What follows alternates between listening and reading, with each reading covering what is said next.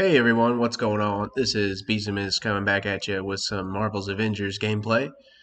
You might have noticed my new intro there, courtesy of my buddy Ethan Hundley. Very talented with the animation and artistry. I'll leave a link down below on his YouTube, and you can go like and subscribe. And I'll wait. You can go ahead and do that now. Did you get it done yet? Not yet. Alright, no, I'll wait. No big deal. Alright, got her done. Thanks, Chief. All our efforts against AIM have led us to this point. Our best chance for success will be to have Avengers ready to step in should a teammate become incapacitated.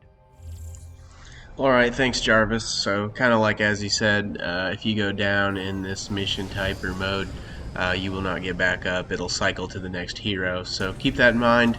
Probably one of the main reasons why I've chosen Hulk. Not only that, but I need exotic gear for him. He's pretty tough tank, got a pretty easy way to get health back with rage. So good pick in my opinion. Entry terminal on your HUD. And so also for your viewing pleasure on this video, I've kind of edited out, the benign, boring parts. I kind of tried to get it just to the, good meaty bits of combat, using the heroics, doing the takedowns and whatnot. We don't really want to see every elevator sequence and all that jazz. So again, just trying to condense it and have the good stuff for you guys to watch. All elevators have been accessed.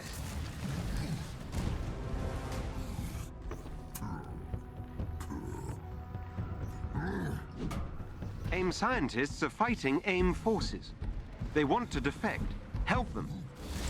Alright then, wave 106 looks like we're going to be taking out, not taking out, we're going to be protecting these scientist people.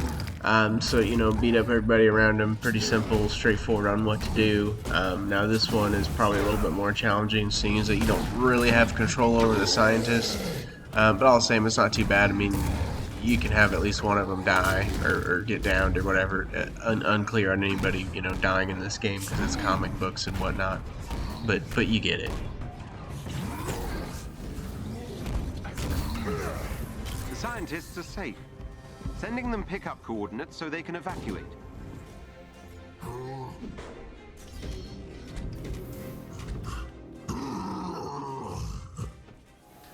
Head for the location on your HUD.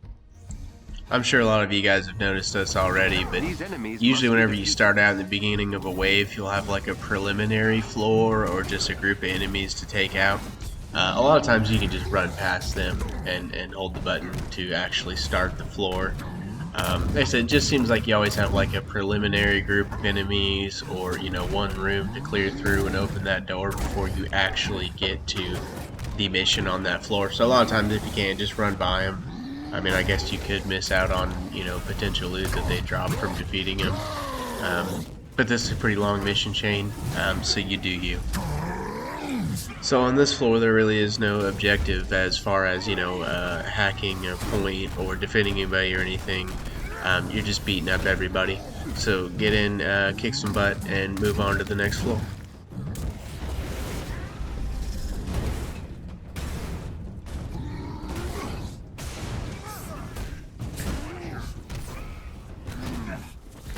The enemies have been defeated.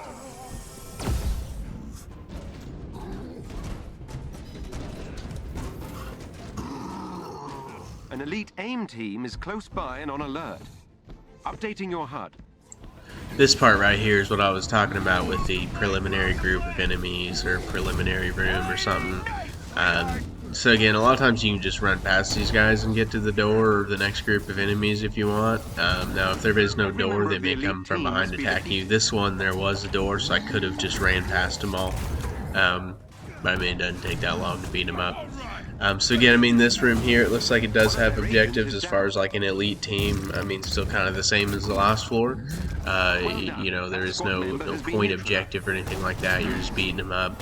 But this is kind of more of an elite team with smaller groups. There is other random enemies too, but really you just gotta worry about the tough ones. There they are. Neutralize them.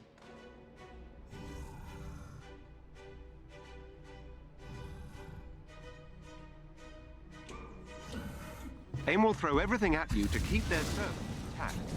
Destroy them all. And this floor here looks like we got a little bit of an objective. Just kind of taking out the servers.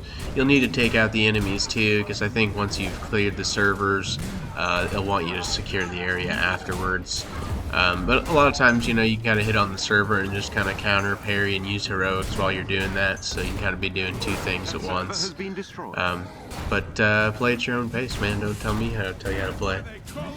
Don't let me tell you how to play. Yeah, that's it. Anyway, so we'll finish up clearing up this server and the rest of these guys and move on to the next floor. You know, I would like to see them, you know, add some more objectives to, you know, the mega hives or hives in general. There is definitely some repeats going on, and I think there's a lot that they have in the game already that they could be using.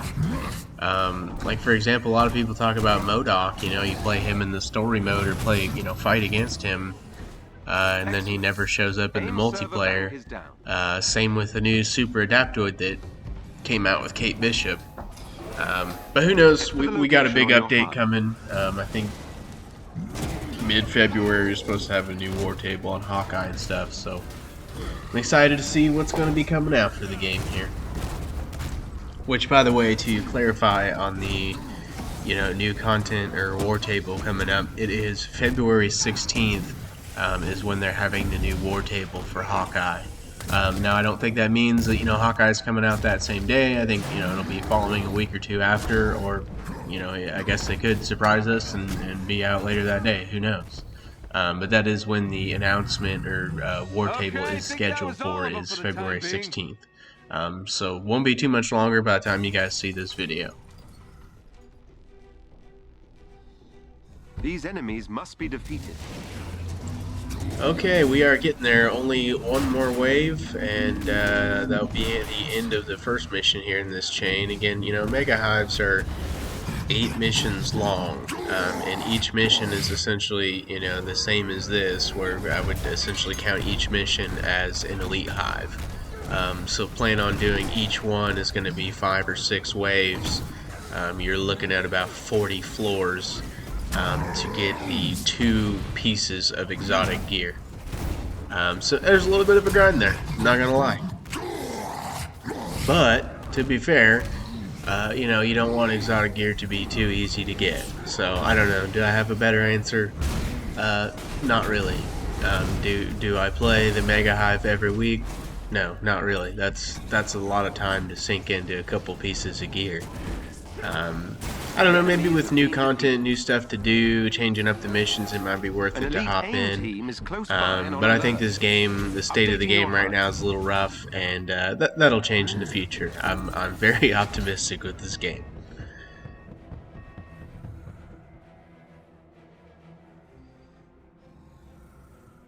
Every member of the elite team must be defeated. So here we are. This is the last wave. Looks like an elite team, so we just need to worry about taking out these guys, and we'll have completed the first mission in the chain here. One tip too on this is you actually only need to take out the elite team when these pop up. I mean, you know, obviously taking out the other guys can be helpful and whatnot, you know, if they're shooting you a bunch. But really, you just need to take out the elite team, and, you know, when I've played these, the regular enemies will just kind of disappear, you know, after you've taken out the elite team. So, you know, hey, play however you want. If you want to take out the guys that are annoying you in range, I mean, I think I did that on a couple guys here just because they were ticking me off. But yeah, if you're trying to burn through these quickly, just worry about the elite team. Well done. That squad member has been neutralized. Another enemy defeated.